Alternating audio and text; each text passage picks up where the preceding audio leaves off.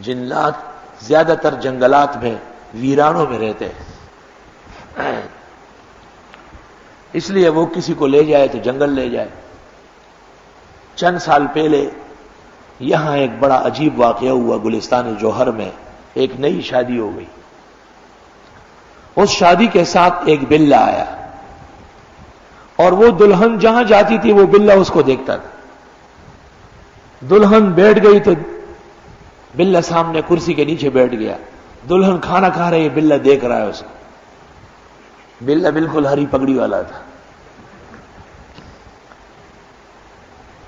ایک دن وہ اپنے دولہے کے لیے چائے بنانے باورچی خانے جا رہی تھی، تو وہ بلہ جو تھا اس نے دامن سے پکڑ لیا منہ میں۔ تو دولہا حیران ہوا، عجیب بلہ ہے، آپ کو دامن سے پکڑا، اس کے ساتھ چلو، کہاں لے جا رہا ہے؟ دولہا کمرے میں بیٹھا ہے، اور وہ دلہن کمرے سے باہر نکلی اور غائب ہو گئی۔ پوری عورت غائب بمہا بلے کے۔ وہ آدمی باہر آیا، صحن میں، کمرے میں، گلی میں، ادھر ادھر شور شرابہ، وہی دلہن کہاں چلی گئی؟ اخبارات میں بھی آیا ہے 2-3 سال پہلے۔ ہر طرح کوشش کی گئی، دلہن نہیں ملی۔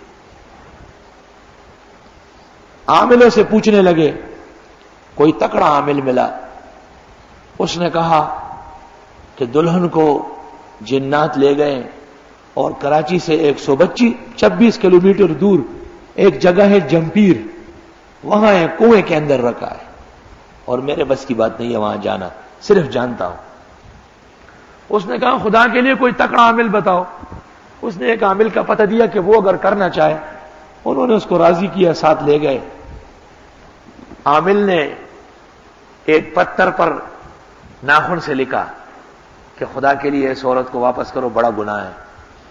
نیچے ڈالا، وہ پتھر تیزی کے ساتھ باہر داغ آ گیا۔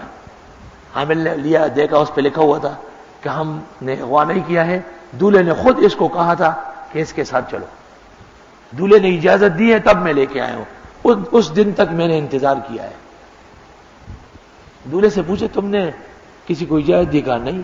کہا کوئی کتا بلہ؟ کہاں ایک بلہ اس کے ساتھ۔ کہا وہی تو جن تھا۔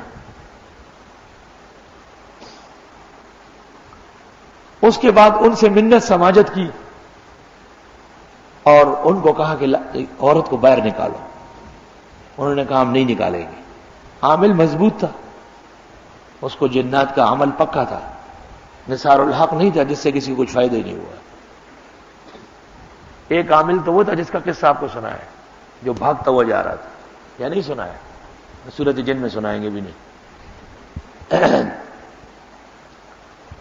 تھوڑی دیر بعد وہ عورت باہر لائی گئی، لیکن اس کے بڑے بڑے بال تھے آنکھوں پہ، چہرے پہ، اور اس نے اپنے خاوند کو اور عزیزوں کو دیکھا تو آنکھوں سے تھر تھر آنسو گرنے لگے، لیکن وہ بول چال بھول گئی تھی، وہ اپنے رنگ میں ڈال چکے تھے اس کو۔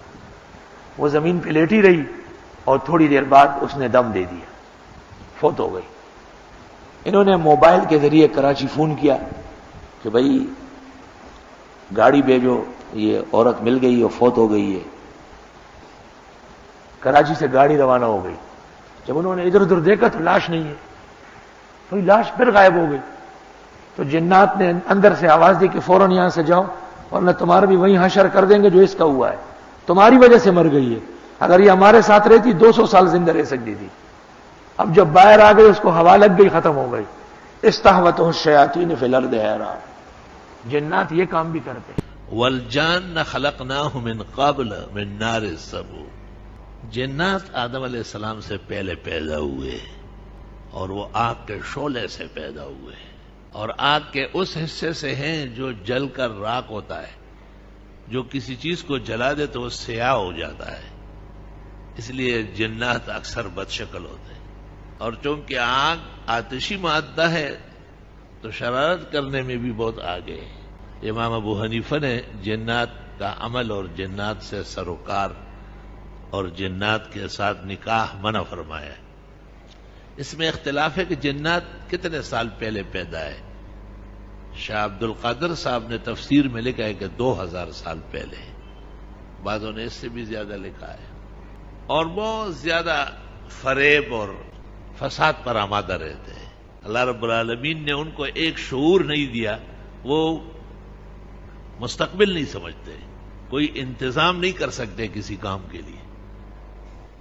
ویسے آپ کہیں کہ یہ عمارت اٹھا لے تو اٹھا لیں گے، اور ان کے لیے بند دیوار بھی رکاوٹ نہیں ہے، رکاوٹ ان کے لیے اعوذ باللہ ہے، لا حول ولا قوت الا باللہ آیت الکرسی ہے، بند دیوار سے پلنگ سمیت نکالنے پر قادر ہے وہ۔ استغفر اللہ واتوب الیہ۔